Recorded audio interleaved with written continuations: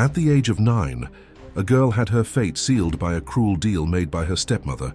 For years, she grew up without knowing that she was already promised to an unknown man. On his wedding day, about to turn 18, the groom makes a shocking revelation in front of everyone. What he says not only destroys the stepmother's plans, but also changes the young girl's future forever. If this story interests you, don't forget to subscribe to our channel, tell us which city you're watching us from, and we'll keep going. The Soul. Levine Mansion gleamed beneath the city's starry sky, its golden lights reflecting off the enormous windows that dominated the neoclassical facade. The garden, meticulously decorated with rare orchids and white roses, was filled with members of the ton, all dressed in formal attire. It was a night that should have been magical, but for 12-year-old Isabel Levine, it was the beginning of a nightmare. Standing before the Venetian mirror in her bedroom, Isabel was adjusting the sky-blue silk gown that her stepmother, Mia Lupin, had chosen, especially for the occasion. Her long brown hair had been carefully arranged in soft curls, and a delicate pearl necklace, an inheritance from her late mother, adorned her youthful neck. But her normally vibrant green eyes reflected a deep sadness that no jewelry could mask. "Isabel, my dear, it's time," Mia's voice echoed through the hallway, making the girl shiver. Her stepmother entered the room with her usual elegance, wearing a red dress that accentuated her calculated beauty. "Tonight is very special. You need to look perfect." Isabel watched Mia's artificial smile in the reflection of the mirror. Since her father had left under mysterious circumstances 6 months ago, her stepmother had become her legal guardian and administrator of the entire Levine fortune. The change in her demeanor was almost instantaneous.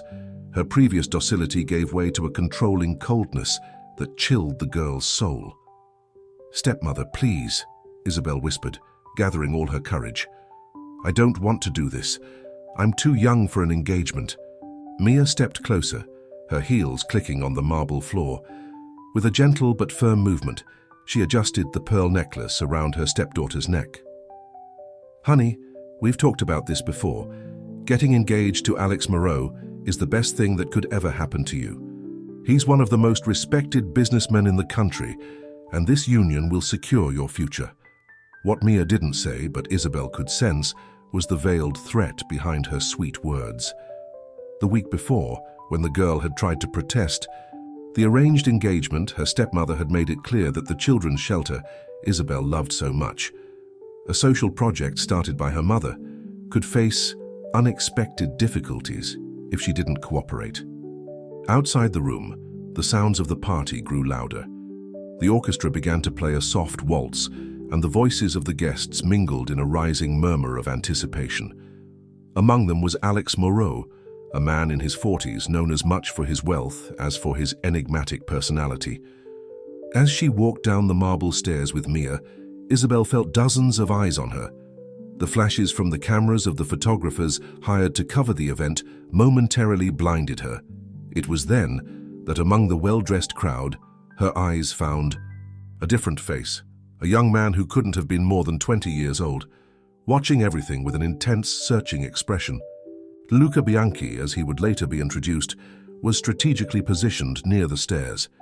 His dark eyes studied every detail of the unfolding scene, especially the interactions between Mia and Isabel. To the other guests, he was just another member of the press, but his interest went far beyond simple social coverage. The moment of the announcement was approaching. Mia led Isabel to the center of the room where Alex Moreau was waiting for them. The businessman smiled, a gesture that did not reach his cold eyes, and extended his hand to the girl. Isabel felt her heart race, her hands trembling slightly as she accepted the formal greeting. "Dear friends and guests," Mia began her speech, her melodious voice echoing throughout the room. "We are here tonight to celebrate a very special moment, the engagement between our beloved Isabel Levine and the illustrious Alex Moreau." The words continued, but Isabel could barely hear them. Her gaze wandered over the crowd again, finding that mysterious young man once more. There was something in his eyes, a mixture of determination and sadness, that intrigued her. For a brief moment, he inclined his head slightly toward her, an almost imperceptible gesture that somehow made Isabel feel that she was not completely alone. What no one in that room could have imagined was that that night would mark only the beginning of a series of events that would forever change the lives of everyone present.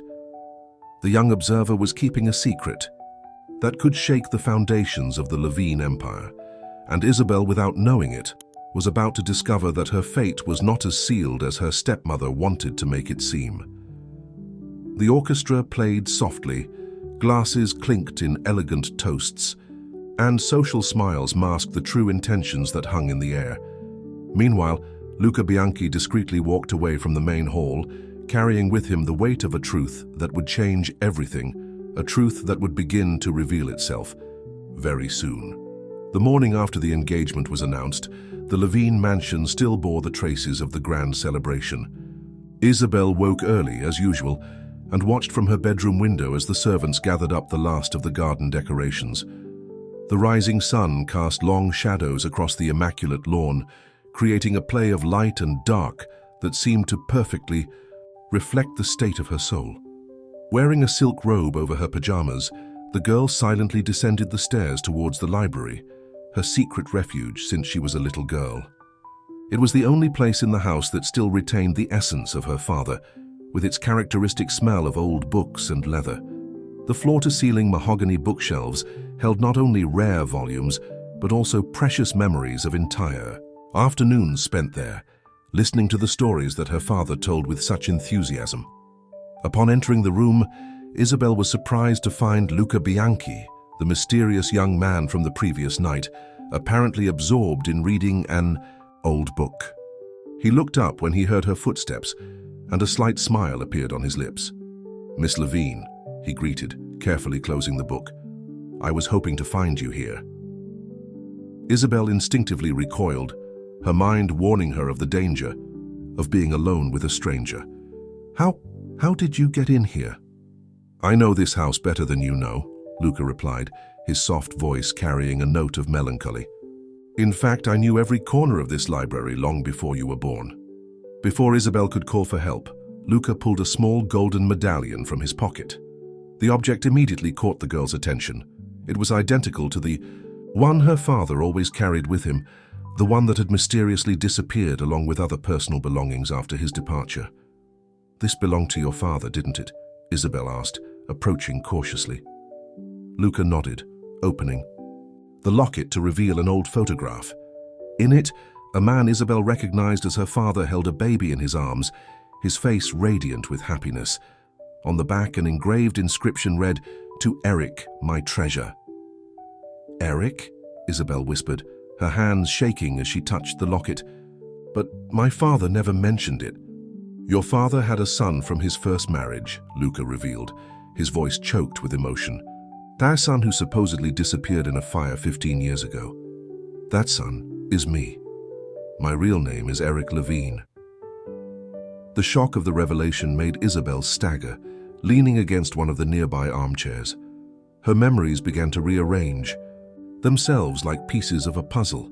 The moments of sadness that sometimes surprised her father, the old photographs Mia had removed from the house, conversations that had abruptly ended when she entered a room. "But how? Why are you here now?" she asked, struggling to process the information. "Because you're in danger, Isabel," Luca or Eric replied, approaching cautiously. "The same danger that has forced me to live in the shadows all these years. Mia is not who she appears to. The fire that supposedly killed me was no accident, just as what happened to our father was not natural." Isabel felt her heart race. Her father's last words before he left echoed in her mind. "Keep away from the shadows, my little one. Not everything is what it seems." "Why should I believe you?" she questioned, though something deep inside her already knew the answer. "Because I can prove everything," he replied, pulling a yellowed envelope from the inside pocket of his jacket. "This is just the beginning of the evidence I've gathered over the years, but we need to be extremely careful. Mia has eyes and ears everywhere." As if to confirm his words, footsteps echoed in the hallway. Eric quickly put the envelope away and moved toward one of the library windows. "Meet me tomorrow at the ancient oak tree in the garden at sunset. There is much more you need to know." Seconds later, Mia entered the library, her high heels clicking an authoritative rhythm on the wooden floor. Her keen eyes scanned the room, noticing the half-open window and Isabel's troubled expression. "Honey, what are you doing up so early?" he asked, his sweet voice barely concealing his suspicion. "And why is this window open?" "I just wanted some fresh air," Isabel replied, trying to control the tremor in her voice, "and reread some of Daddy's favorite books." Mia walked over, closing the window with a sharp movement. "The past should stay in the past, Isabel. You have a bright future ahead of you now with Alex. That's what you should focus on." As her stepmother led her out of the library, Isabel took one last look at the window. Outside, partially hidden in the shadows of the garden, Eric watched the scene with determination. The truth was beginning to emerge from the shadows, and nothing would ever be the same in the Levine mansion. The day dragged on like an eternity for Isabel. Every minute that passed brought her closer to meeting Eric, and her heart alternated between hope and apprehension. During lunch, Mia talked non-stop about the preparations for her future wedding to Alex, each word sounding like invisible chains that imprisoned her even more. "Alex is coming to dinner with us tonight," Mia announced, pouring herself more wine. "He wants to discuss the details of the prenup." Isabel felt her stomach churn. Her appointment with Eric was right around dinner time. "Stepmother, I don't feel so well. I think I need to rest tonight." Mia's eyes narrowed dangerously. "Don't be ridiculous, dear. Your fiancé is making an effort to come here and you will welcome him properly." At that moment, Isabel realized that she would have to outsmart her stepmother. After lunch, she retired to her room, claiming she had a bad headache.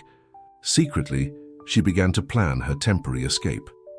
At 6:30 p.m., as the sun was beginning to set, Isabel slipped out the back door of the kitchen, taking advantage of the moment when the servants were busy preparing dinner. The ancient oak tree stood in the farthest part of the garden, partially hidden by a small grove that her mother had planted years ago. Eric was already waiting for her, leaning against the massive trunk of the tree. In his hands he held a book with a worn red cover that Isabel recognized immediately. It was her father's personal diary. "How did you get that?" she asked, coming closer, panting. "It was hidden in a secret compartment in the library," Eric explained, carefully leafing through the yellowed pages. "Our father was a cautious man. He knew Mia was up to something and began documenting everything." Isabel sat beside her brother, her eyes eagerly scanning the notes in her father's familiar handwriting. The pages revealed an intricate scheme of financial embezzlement and manipulation that Mia had been executing for years. But what caught her attention most was one particular entry, dated just a week before her father's disappearance. "I've discovered something terrible about Mia's past. She's not who she says she is. Her real name is Victoria Mueller, and she's been investigated for fraud in 3 different states. The fire that took my Eric, I'm sure now it wasn't an accident. I have to protect Isabel before it's too late."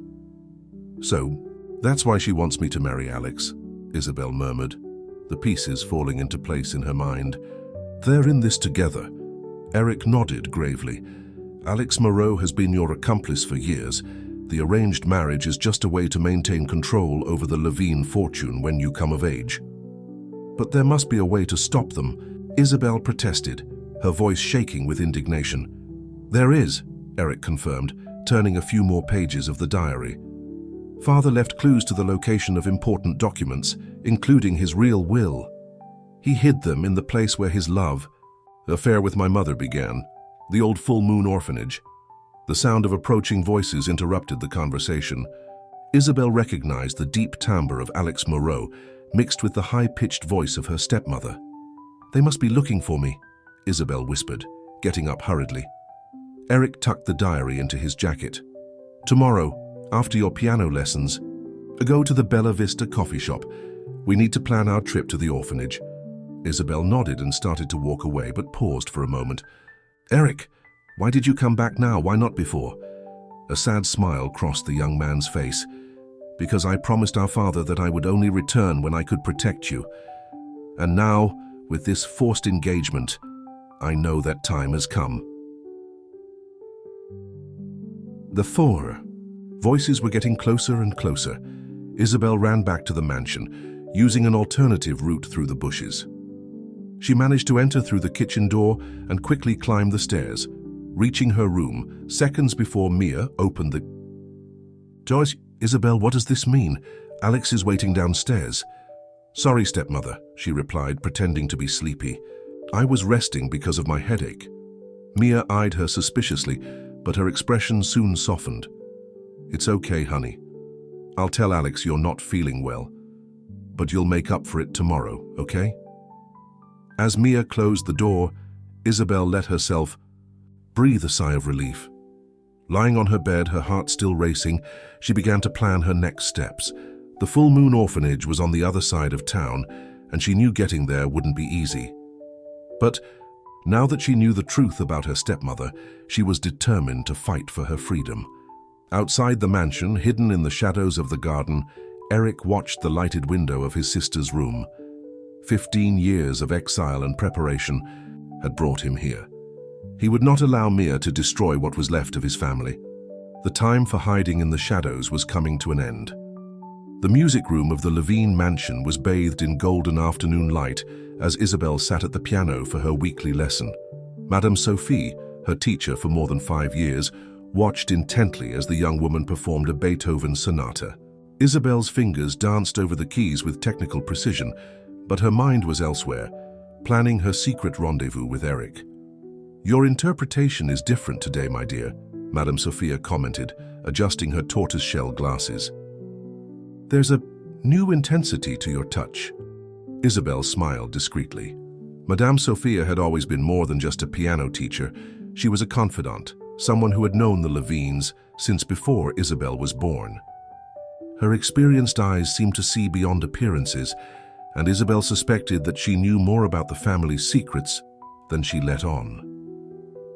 Madam, Isabel began hesitantly, lowering her voice, you knew my father when he was young, didn't you?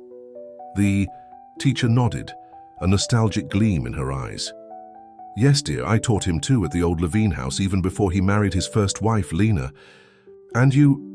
Isabel hesitated, looking nervously at the door. Did you meet my brother Eric? The piano gave a discordant note as Madame Sophia dropped her sheet music. Her face paled slightly, and she approached Isabel, speaking in an urgent whisper. Who talked to you about Eric? So it's true, Isabel replied, her heart racing. I do have a brother. Madame Sophia glanced at the closed door again before sitting down next to Isabel on the piano bench. Her hands, usually steady when demonstrating musical techniques, were trembling slightly. Eric was an extraordinary boy, she began, her voice thick with emotion. He had the same musical gift as you, and the same determined eyes as your father. When that terrible incident happened, well, it was like a light went out in this house. But he didn't really disappear, did he? Isabel insisted. He's alive, Madame Sophia, I found him. The teacher brought her hands to her face, tears shining in her eyes. Oh my God, so the rumors were true. I always felt there was something wrong with the whole thing. Can you help me? Isabel asked, taking advantage of the moment of vulnerability. I need to go to the Full Moon Orphanage today, but Mia would never let me go alone. Madame Sophia seemed to ponder for a few moments, her face revealing an inner conflict. Finally, she reached into her bag and took out a small card. There's a taxi driver, an old family friend who used to drive your father around discreetly, she explained, handing Isabel her card. He's trustworthy and knows the Levine story well. Call him and tell him Madame Sophia recommended him. At that moment, footsteps echoed in the hallway. Isabel quickly put the card in her dress pocket and went back to playing the piano. Mia opened the door, her artificial smile lighting up the room. How is our little pianist today? He asked, approaching with his measured steps. Progressing admirably, replied Madame Sophia, regaining her professional composure. Isabel has a natural talent for Beethoven.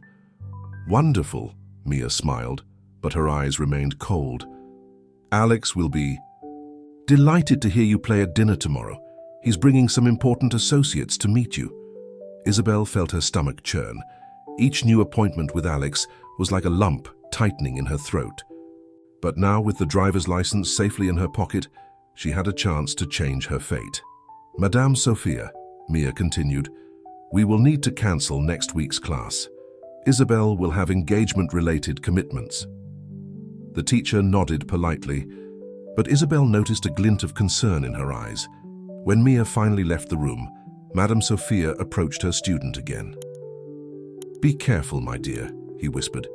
And remember, sometimes the most important music is the one we play in our hearts. Isabel understood the hidden message. As she finished the sonata, her fingers gliding gently over the piano keys, she knew she was about to embark on the most important performance of her life. The card in her pocket was more than just a piece of paper. It was a key to the truth, a path to freedom. Outside the mansion, hidden among the trees in the garden, Eric watched the scene through the window of the music room. Seeing Madame Sophia again after so many years made his heart ache. She had been one of the few people who had truly cared about him when he was a child. Now, unbeknownst to him, she was helping to reunite the Levine brothers once again. The piano melody floated through the afternoon air, carrying with it the hopes and fears of a family divided by secrets and lies. In a few hours, Isabel and Eric would embark on a journey that could change everything, or cost them much more than I could have imagined. The taxi stopped discreetly 2 blocks from the Levine mansion, exactly where Isabel had agreed. The driver, a grey-haired gentleman who introduced himself as Michael, immediately recognized the young heiress. You have your mother's eyes, he commented with a gentle smile as Isabel got into the car. And your father's courage. Eric was waiting for them a few streets away near an old square. As he got into the taxi, he greeted Michael like an old acquaintance. Thank you for doing this, Michael. I know it's risky. Your father was more than a boss to me, the driver replied, maneuvering the car through the busy city streets. He helped me when no one else would. The least I can do is help your children now. During the journey, Isabel watched the city gradually change. The luxurious buildings in the center were giving way to older, more modest constructions. The Luachea orphanage was in a remote neighborhood, an area that had once been noble but now bore the marks of time and abandonment. This is where it all started, Eric explained, his eyes fixed on the passing landscape. Our father met Lena, my mother, when she was volunteering at the orphanage. He would come by to donate regularly, and they fell in love. Isabel absorbed every word, trying to construct in her mind the story that had never been told to her. Why did the orphanage close? Financial problems, apparently, Eric replied, his voice thick with bitterness. But now I know it was just another one of Mia's manipulations. She managed to siphon off the donations that supported the place. The taxi pulled up in front of an imposing Victorian building, its red brick walls peeling with age. Wrought iron grills, partly rusted, protected the tall windows. A faded sign still bore the name Full Moon Orphanage in gold letters. I'll wait for you here, Michael said, looking worriedly at the darkening sky. But don't take too long. Your stepmother has eyes everywhere. Eric and Isabel walked through the small neglected garden, where weeds grew among the remains of what had once been a playground. The front door was locked, but Eric knew of a side entrance partially hidden by overgrown bushes. How do you know so much about this place? Isabel asked as she followed him down the dark hallway. After the fire, I spent a lot of time here, he explained, lighting the way with a flashlight. It was the only place I felt connected to our family. It was here that I began to discover the truth about Mia. The interior of the orphanage was a maze of memories frozen in time. Dusty toys, abandoned books, and old photographs on the walls told silent stories of lives that had passed through here. Isabel felt a chill when she saw one photograph in particular, her father, much younger, standing next to a beautiful, dark-haired woman. This is Lena, Eric said softly. My mother. Before Isabel could respond, a noise upstairs caught her attention. The siblings exchanged apprehensive glances. We're not alone, Eric whispered, turning off the flashlight. Footsteps echoed across the old wooden floor. Someone else was searching the abandoned orphanage for something. Eric led Isabel to an old closet, where they hid as the footsteps approached. The principal's office was at the end of this hallway, Eric whispered. That's where Dad must have. hidden the documents. But we need to wait for whoever's here to leave. The minutes dragged by as they remained hidden. Isabel could feel her heart beating so hard she feared the sound would give her away. The footsteps continued, methodical, as if whoever was there knew exactly what they were looking for. Finally, after what seemed like an eternity, the footsteps faded away. Eric waited a few more minutes before emerging from his hiding place, carefully helping Isabel along. "We have to be quick," he said, relighting the flashlight. "We don't know when they might come back." The old principal's office was at the end of a hallway decorated with faded children's paintings. The door was locked, but Eric had prepared for that. He skillfully manipulated the ancient lock until he heard a satisfying click. The room was smaller than Isabel had imagined, dominated by a massive oak desk and dusty bookshelves. Eric began methodically examining every drawer, every book, looking for some sign of his father's hiding place. "There must be something here," he murmured, running his fingers over the surface of the desk. "Dad always said the most important answers are hidden in plain sight." Isabel scanned the room intently, trying to think like her father. Her eyes fell on a framed picture on the wall, an old photograph of the orphanage in its glory days. Something about the angle of the photo caught her eye. "Eric," she called softly, approaching the painting, "look at this." The picture was slightly askew, revealing a small protrusion in the wall behind it. Eric carefully removed the photograph, exposing a secret compartment. Inside, a yellowed envelope waited, sealed with the Levine family crest. But before they could reach the envelope, a familiar voice froze the blood in their veins. "What a touching scene," said Alex Moreau, standing in the office doorway.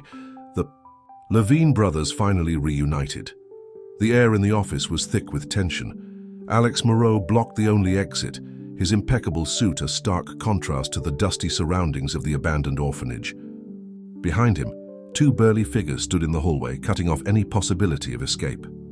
Eric instinctively stepped between Alex and Isabel, his eyes never leaving the businessman. "How did you find us? Did you really think Mia wouldn't be ready for this?" Alex laughed, a cold sound that echoed off the ancient walls. "She knew you'd come back sooner or later, Eric. Or should I say Luca Bianchi? Quite a creative pseudonym, I must admit." Isabel held tightly the envelope found in the secret compartment, her hands shaking slightly. Alex noticed the movement, and his smile widened. "Ah, I see you found what you were looking for. Please save me the trouble and deliver this here." "This belongs to the Levine family," Eric replied, his voice firm. "A family you and Mia tried to destroy." Alex adjusted his gold cufflinks methodically, as if he were just at a casual business meeting. "You don't get it, do you? All of our..." This was necessary. The Levines were too idealistic, wasting a fortune on social causes and charity. Mia just redirected the funds into more profitable investments. "Using deception and manipulation," Isabel interjected, her voice surprisingly strong. "We found Dad's diary. We know all about the embezzlement, about how you helped Mia forge documents." Alex's smile faltered for a moment. "It's amazing how much like your mother you are, Isabel. She also had this annoying tendency to butt in where she didn't belong." Eric stepped forward, his fists clenched. "Don't you dare talk about her." "Or what?" Alex taunted. "Are you going to try to stop me like you tried to stop the fire? That night must have been traumatic for a boy your age." Alex's words were interrupted by an unexpected sound, footsteps in the hallway different from his bodyguards. A familiar voice filled the room. "I think we've heard enough." Madame Sophia appeared at the door, accompanied by two police officers. Michael, the driver, was right behind, holding a camera that was still recording. "Impossible," Alex muttered, his face draining of color. "Don't underestimate an old piano teacher," Madame Sophia said, a gleam of triumph in her eyes. "Especially one who spent years collecting evidence against you and Mia." The police advanced, pushing the security guards away from Alex. Isabel watched the scene with a mixture of relief and disbelief. "Madame Sophia," she whispered, "did you know all along?" The teacher smiled gently. "Your father trusted me before he left. He knew he would need someone to protect you when the time came. That's why I've kept in touch with Michael all these years, waiting for Eric's return." Alex tried to reach for the envelope in Isabel's hands, but Eric was faster, pushing him back. The police immediately restrained him. "This isn't going to stand," Alex growled as he was handcuffed. "Mia has connections, influence." "I did," one of the officers corrected. "Other officers are at the Levine mansion right now.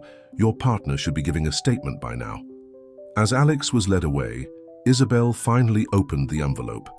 Inside, in addition to the original will, was a letter addressed to her and Eric. "My beloved children, if you're reading this, it means my suspicions were correct. I couldn't protect you as I should have, but I did leave a path for the truth to come out. The real will is here, along with all the evidence of Mia and Alex's illegal activities. Eric, my son, forgive me for not realizing the danger in time. Your mother would be proud of the man you have become. Isabel, my little one, your strength has always been greater than you imagine. Trust in it. United, you are the true Levine legacy. Don't let the empire I built with love become a monument to greed. With all my love, Father." Tears streamed freely down Isabel's face as Eric held her close. The sun was slowly setting, casting golden shadows through the dusty windows of the orphanage. It was the end of an era of secrets and the beginning of a new journey for the Levine siblings. Madame Sophia watched the scene with a serene smile, knowing that she had finally fulfilled her promise to her old friend. The Levine legacy was safe in the hands of its true heirs. The next morning dawned with a different energy at the Levine mansion. Major newspaper headlines carried the arrest of Alex Moreau and Mia Lupin, detailing an elaborate fraud scheme that had shaken high society. Reporters gathered at the gates of the estate, eager for more information about the return of the missing heir. Isabel watched from her bedroom window, still processing the events of the past 24 hours. The weight of the fake engagement had been lifted from her shoulders, but new challenges loomed on the horizon. The responsibility of restoring the Levine name seemed even more important now. "I thought I'd find you here," Eric said, entering the room after a light knock on the door. He carried an antique carved wooden box. "I found this in Mia's office. I thought you'd want to see it." Isabel sat on the edge of her bed as Eric opened the box. Inside were dozens of old photographs, letters and small mementos of the Levine family. "Mia hid all of this from you," Eric explained, picking up one photo in particular. "But she didn't have the heart to destroy it. Maybe even she had her limits." The photograph showed a happy moment, her father, still young, holding baby Isabel in his arms, while a young Eric smiled beside them. It was an image Isabel had never seen before, a fragment of a life that could have been. "Why did she do all this?" Isabel asked, her voice soft. "She had so much money, so much power." "Some people never have enough," Eric replied, sitting down next to his sister. "But the important thing is what we do now." At that moment, Madame Sophia appeared at the door, accompanied by Dr. Frisk, the family lawyer who had helped uncover the frauds. "Good morning, my dears," the teacher said with her motherly smile. "I have brought someone who needs to talk to you about the future of the Levine Foundation." Dr. Frisk adjusted his glasses and sat down in a nearby armchair. "The will we found at the orphanage is absolutely legal and valid. According to it, Eric is the primary heir to the family business, while Isabel inherits control of the Levine Charitable Foundation as well as a significant portion of the company's shares." "Just as Dad planned," Eric murmured. He knew Isabel had the heart to continue the family's social work. Isabel held her brother's hand tightly. "But I don't want to do this alone. We need to work together as we should have from the beginning." "And so it shall be," Madame Sophia assured. "But first, we have a surprise for you." The teacher gestured, and a familiar figure appeared in the doorway. It was Mrs. Cohen, the former cook who had been fired by Mia years ago. "My boys," she said with tears in her eyes, opening her arms. Isabel and Eric rushed to hug her. The familiar smell of cinnamon and coffee that always accompanied Mrs. Cohen brought back memories of happy mornings in the mansion's kitchen. "Mia sent me away because I knew too much," Mrs. Cohen explained, still hugging her brothers. "But I kept all the family recipes, waiting for the day I could come back." "The mansion wasn't the same without you, Mrs. Cohen," Isabel said, smiling through her tears. And it won't be the same from now on, Eric added. We're going to rebuild everything, but we're going to do it right this time. Dr. Frisk cleared his throat softly, getting everyone's attention. There's one more thing you need to know. Your father left specific instructions about the full Moon Orphanage. Isabel and Eric exchanged curious glances as the lawyer continued. He allocated a considerable portion of his resources to the restoration of the site. He wanted to transform it into a cultural and educational center for underprivileged children. Mummy's dream, Isabel whispered, remembering the stories her father had told her about Lena and her volunteer work. And now it can become a reality, Eric said, a determined gleam in his eyes. We can honor their memory by doing this project. Madame. Sophia watched the scene with satisfaction. Years of silent vigilance and preparation had culminated in this moment. The true Levine heirs were finally home, ready to restore the legacy of love and generosity that their parents had built. Outside, the sun was rising in the sky, bathing the mansion in a new, promising light. The gardens, which had so long reflected Mia's coldness, seemed more alive now, as if nature itself were celebrating the return of the Levine's true essence. In the weeks that followed, the Levine mansion underwent not only a physical but also a spiritual transformation. The heavy drapes that Mia had loved were replaced with light fabrics that allowed natural light to filter in. The aroma of Mrs. Cohen's freshly baked pies once again filled the hallways, mingling with the sound of Isabel's piano, playing with renewed enthusiasm. Eric, meanwhile, threw himself headfirst into running the family business. His experience, living in the shadows of society, gave him a unique perspective on how the company could truly make a difference in people's lives. On a sunny afternoon, the brothers gathered in their father's old office, now transformed into a welcoming and lively space. Ornamental plants decorated the corners, and the shelves that had once been filled with financial folders now displayed an eclectic mix of business and literary books. I found something interesting in the old files, Eric said, placing a folder on the table. It seems that Dad had plans for a clean energy project that never got off the ground. Mia must have blocked the idea because she didn't see any immediate profit. Isabel leafed through the documents with interest. This is amazing, Eric. Imagine the impact we could have if we revived this project. Exactly what I thought, he agreed, a smile lighting his face. And there's more. I found out we have unused land near the coast. We could implement a wind farm there. Isabel's eyes lit up with excitement. And we could tie this into the educational center at the old orphanage, create internship and training programs for young people interested in green technology. As they animatedly discussed the possibilities, Madame Sophia entered the room, carrying a tray with tea and biscuits. I see the Levine heirs are up to great things, she commented with a fond smile. Madame Sophia, Isabel called, do you think we are dreaming too big? Sometimes I wonder if we are capable of achieving all this. The teacher placed the tray on the table and sat down in a nearby chair. My dear, dreaming big is what the Levines have always done best. Your father and mother had that same light in their eyes when they talked about the future. Eric poured the tea, the comforting aroma of herbs filling the room. Still, it's a huge challenge.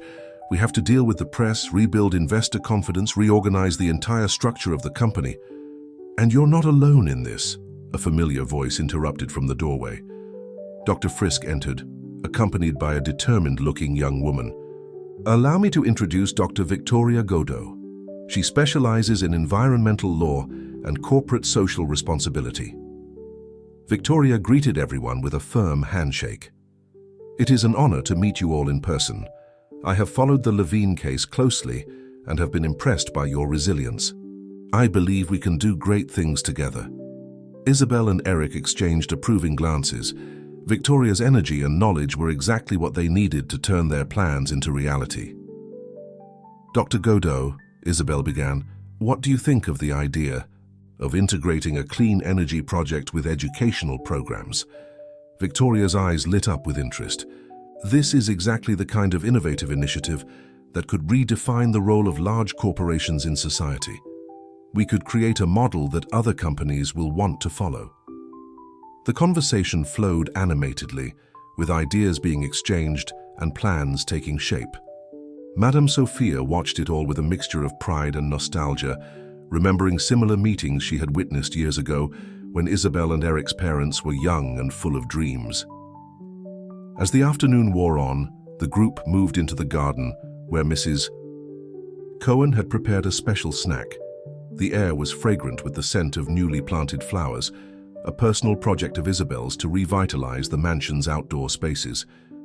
Sitting in the shade of an old tree that had witnessed generations of the Levine family, they continued to plan for the future. Eric sketched diagrams on a notepad, while Isabel discussed communication strategies with Victoria. Dr. Frisk occasionally intervened with legal considerations, and Madame Sophia contributed her wisdom accumulated over the years.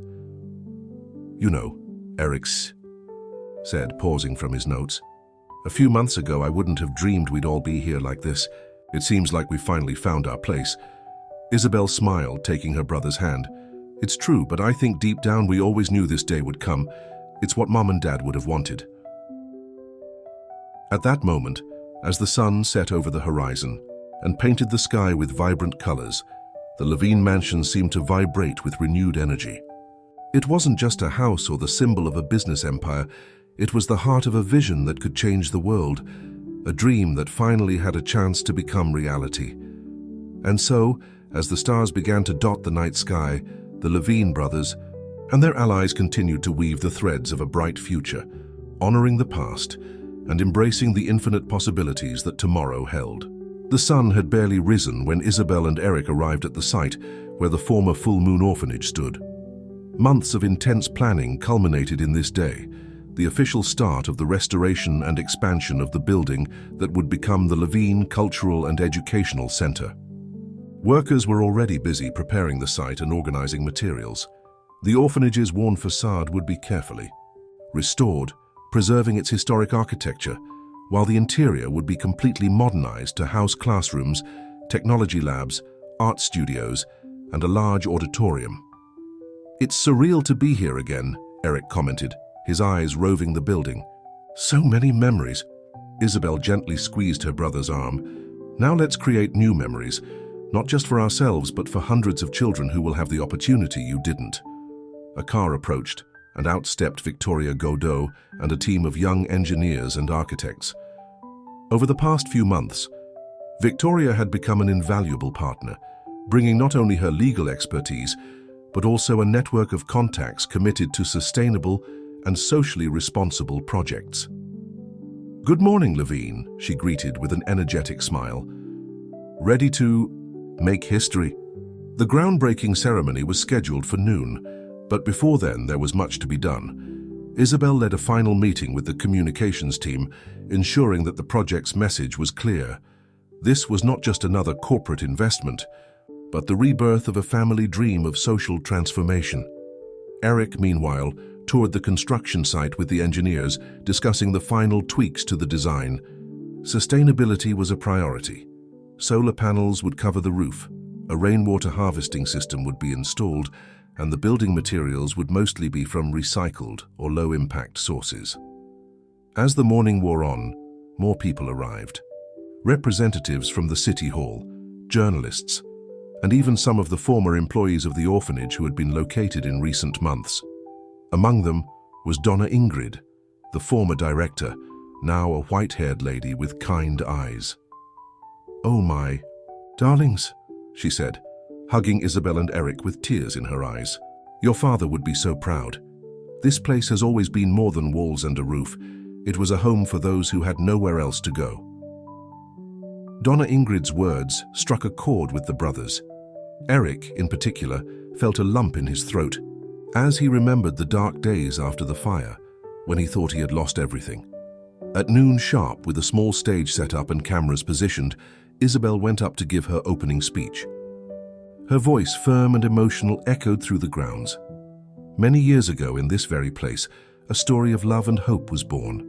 My parents met here, united by the desire to make a difference in the lives of children that society often forgets. Today we honor this legacy not only with words, but with concrete actions. She paused, her eyes scanning the crowd until they met Eric's gaze. With an encouraging smile, he nodded for her to continue. The Levine Cultural and Educational Center will not be just a building. It will be a beacon of opportunity, a place where dreams are nurtured and talents are discovered. Here, technology meets tradition, innovation meets compassion. Today, we are planting the seeds of a more just and sustainable future for our city and our country. Applause rang out as Isabel concluded her speech. Eric joined her on stage, and together, amid flashing cameras, they laid the cornerstone for the project. The ceremony continued with presentations by local school children, demonstrations of the technologies that would be implemented at the center, and even a small science fair organized by college students, who were already volunteering for future mentoring programs. Late in the afternoon, when most of the guests had already left, Isabel and Eric walked around the grounds, watching the last rays of sunlight touch the walls of the old orphanage. No, Eric said, stopping to pick up a small piece of fallen brick. When I was a kid, I used to hide in a corner of the yard and dream of the day someone would come and get me, give me a real home. Isabel held her brother's hand, feeling the emotional weight of his words. Now, he continued, a smile forming on his lips, we are creating that home for so many others. It's like the cycle has finally come full circle. At this point, Victoria approached, carrying a folder of documents. Sorry to interrupt, but I thought you might like to know. We just received confirmation. The offshore wind power project has been approved. We can begin implementation, along with the construction of the center.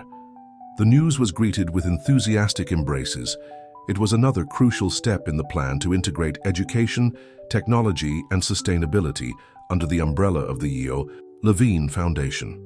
As the sun set over the horizon, painting the sky with shades of orange and pink, the Levine brothers gazed at the future they were building. The gentle wind that blew seemed to carry with it the voices of the past, the dreams of their parents, the laughter of the children who once played in that courtyard, and the promise of a brighter tomorrow. There, within the walls of the old orphanage about to be reborn, Isabel and Eric knew they had found not only their purpose but also the true meaning of family and home. The journey was far from over, but each step took them closer to realizing the legacy that had been entrusted to them. A year had passed since the groundbreaking for the Levine Cultural and Educational Center. The former orphanage, once an abandoned structure laden with bittersweet memories, now pulsated with life and promise. Construction was nearing completion, and the campus was a harmonious fusion of the historic charm of the original architecture and the sustainable modernity of the new buildings. Isabel was in the new auditorium, overseeing the final preparations for the opening ceremony that would take place the following day. The space, which could seat 500 people, had been designed to be multifunctional. It could host everything from lectures and artistic performances to serving as an innovation hub for young entrepreneurs. Isabel, you have to see this, Eric's excited voice echoed through the empty auditorium. He hurried in, holding a tablet. The first turbines at the wind farm started operating today. Look at the power generation data. Isabel scanned the graphs on the tablet, a smile lighting up her face. This is amazing, Eric. We're generating more power than we originally anticipated. And the best part, Eric continued, scrolling to another screen, is that we already have requests from several companies in the area wanting to buy our excess power. Not only will the project pay for itself faster than we expected, but we'll be able to invest even more in educational programs. The siblings shared a moment of silent joy, contemplating how drastically their lives had changed in such a short time. Suddenly, a hubbub of young voices filled the air, and a group of teenagers entered the auditorium, led by Victoria. "Oh, I'm glad you're here," Victoria said, approaching the group. "These are the students selected for the Green Technology mentorship program. They wanted to see the auditorium before the grand opening." Isabel and Eric greeted each of the young people warmly. Their eyes sparkled with a mixture of nervousness and excitement. For many of them, this was the first step toward a future that had previously seemed unattainable. "So, who of you wants to be the first to test out the new sound system?" Eric's asked, pointing to the state-of-the-art control desk. Hands immediately went up, and soon the auditorium was filled with laughter and exclamations of surprise as the young people explored the state-of-the-art equipment. Watching the scene, Isabel felt a surge of emotion. "This is how it should always be," she murmured to Victoria. "Opportunities opening doors, dreams taking wings." Victoria nodded, her expression serious. "And there's still so much to do. I got a call earlier today. It seems the old factory on the outskirts of town is about to close. Hundreds of families will be left without an income." Isabel frowned, her mind already racing with possibilities. Maybe we can do something about it. Convert the factory to produce renewable energy components. We could offer training for employees through the center." "Exactly what I was thinking," Victoria smiled. "Great minds." Their dialogue was interrupted by Mrs. Cohen, who entered the auditorium carrying an antique box. "Boys," she called, using the term of endearment she always used for Isabel and Eric, no matter their ages. "I found this while I was cleaning out the old storage room at the mansion. I think you'll want to see it." Curious, the brothers approached. Inside the box were dozens of letters, all addressed to their father, some dating back more than 2 decades. "They're from former residents of the orphanage," Ms. Cohen explained, her voice choked with emotion. "Letters of thanks, updates on their lives. Your father kept them all." Isabel picked up one of the letters carefully, recognizing the childish handwriting. It was from a girl named Mary, thanking her for receiving a life-changing scholarship. "We need to find them," Eric said, flipping through more letters. "Imagine how many success stories could have come out of this, and how many new stories we can help write," Isabel added. The rest of the afternoon was spent planning how to locate the orphanage's former residents. The idea was to invite them to the inauguration, to create a network of alumni who could inspire and mentor the new generation. As the sun began to set, casting a golden glow through the large windows of the auditorium, Isabel took the stage. The young visitors, Victoria, Eric, and Mrs. Cohen, stopped to listen to her. "Tomorrow," she began, her voice echoing through the space, "this place will be filled with dignitaries, press, important people, but the true importance of this center lies in you, in the dreams you bring, in the changes you will make in the world." She paused, looking at every face present. "My father used to say that a person's true legacy is not in what they own, but in what they inspire in others. This center is not about the Levines, it is about each of you, about every child who ever passed through that orphanage, and about every life we will touch in the future." A reverent silence hung in the air as Isabel finished. Then, slowly, applause began, growing in intensity until it filled the entire auditorium. That evening, as the Levine brothers returned to the mansion, the sky was painted with the vibrant colors of sunset. The city lights were beginning to twinkle in the distance, and on the horizon, the silhouettes of wind turbines moved gently. "Do you think they would be proud?" Isabel asked, breaking the comfortable silence between them. Eric smiled, his eyes reflecting the last of the day's light. "I'm sure they would. But more importantly, I think they'd be happy. Happy that we found our way back to each other, and that we're building something bigger than ourselves." Isabel nodded, feeling a peace she hadn't experienced in a long time. Tomorrow would be a new beginning, not just for the Levine Cultural and Educational Center, but for an entire community, and they were ready to face every challenge, every opportunity, together.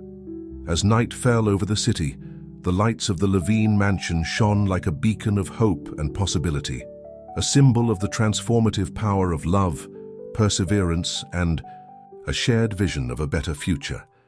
The grand opening day dawned with a crystal blue sky, as if nature itself wanted to celebrate the moment.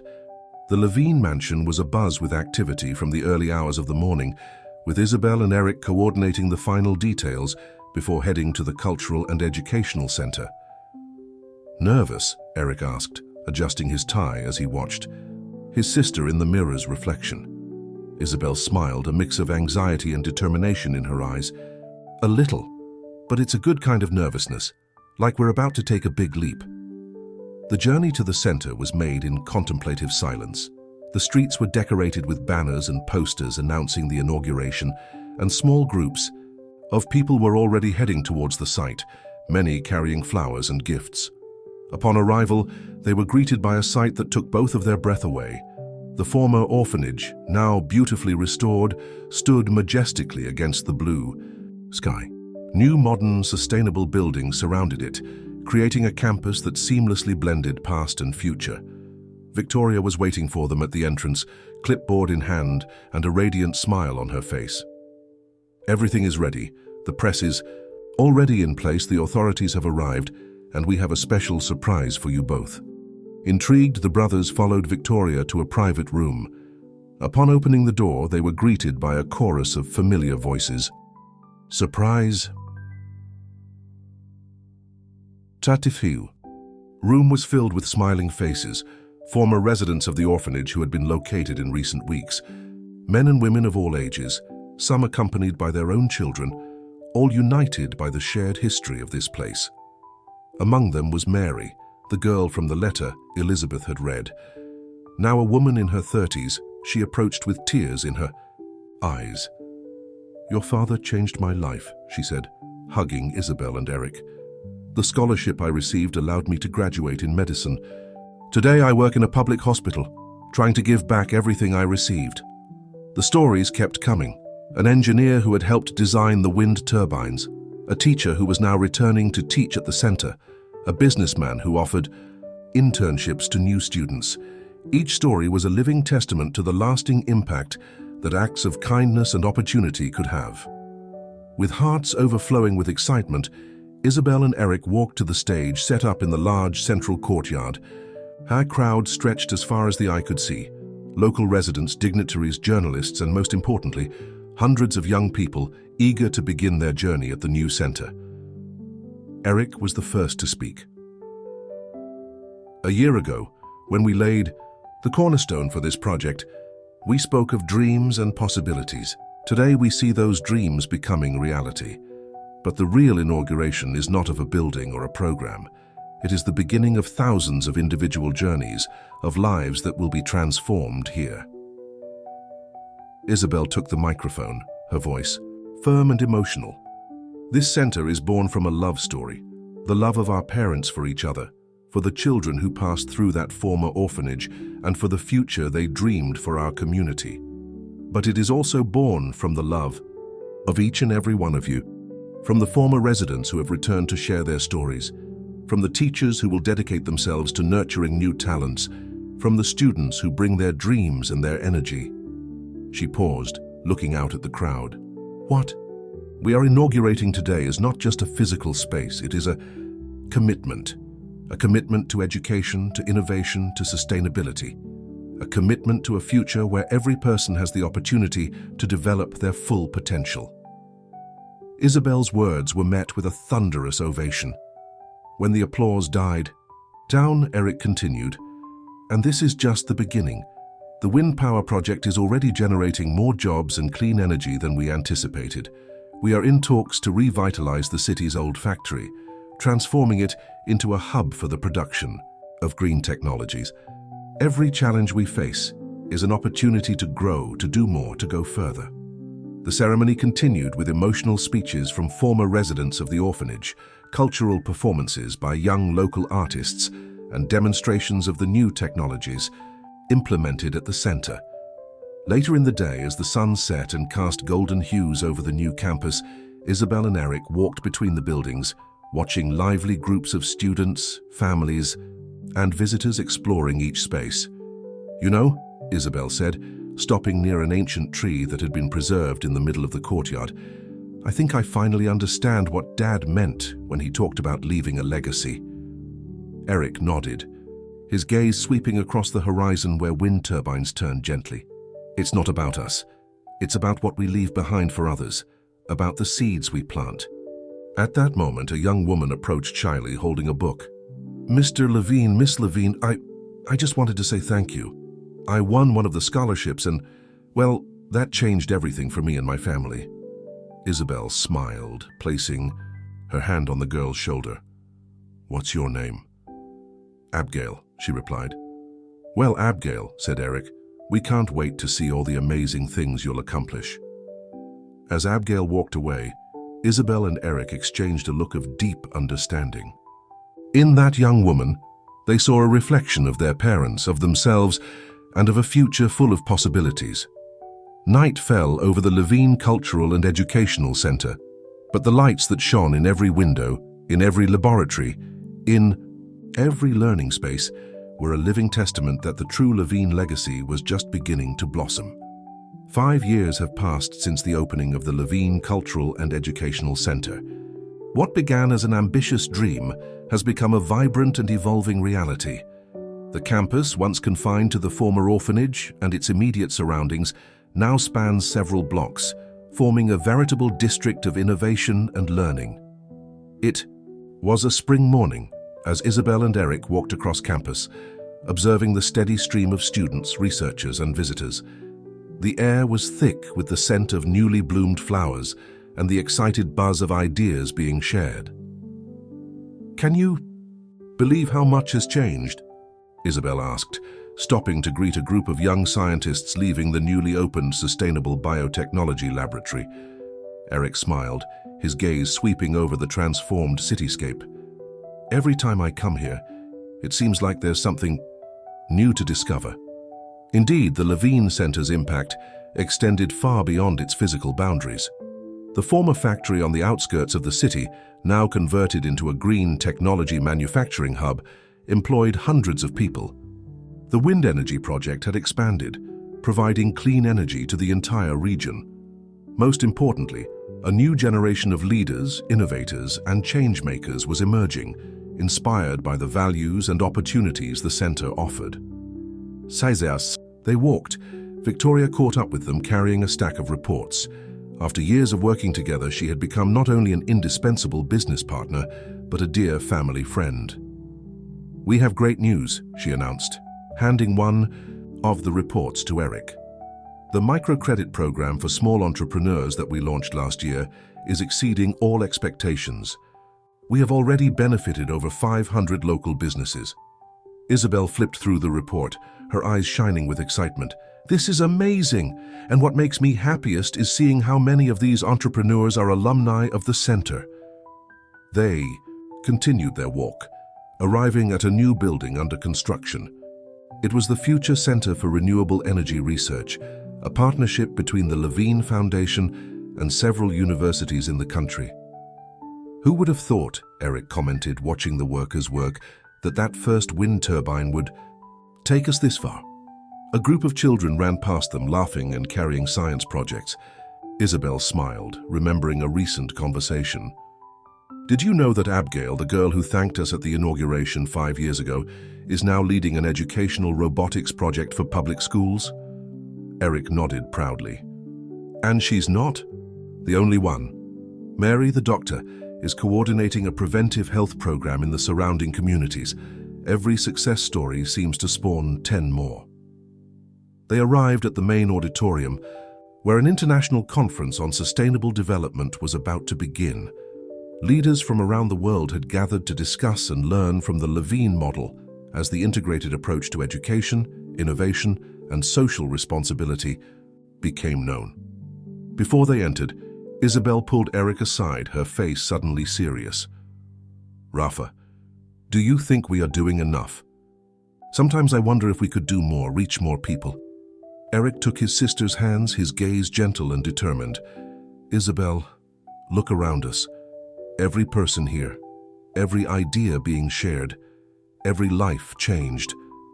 It's all part of what we've built together. It's not about doing enough, it's about continuing to do it, continuing to grow, continuing to inspire others to do the same." Isabel nodded, feeling the truth in her brother's words. Together they entered the crowded auditorium, ready for another day of work towards a better future. As the conference unfolded, with impressive presentations and heated debates, Isabel couldn't help but reflect on the journey that had brought them there. From a scared girl trapped in an arranged engagement, to a strong woman leading global change. From a brother lost in the shadows, to an inseparable partner and friend.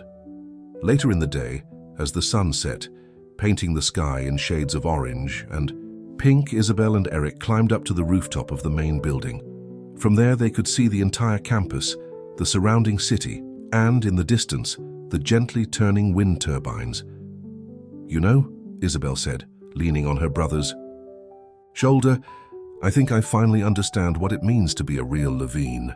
Eric hugged her, his voice thick with emotion. "And what does it mean?"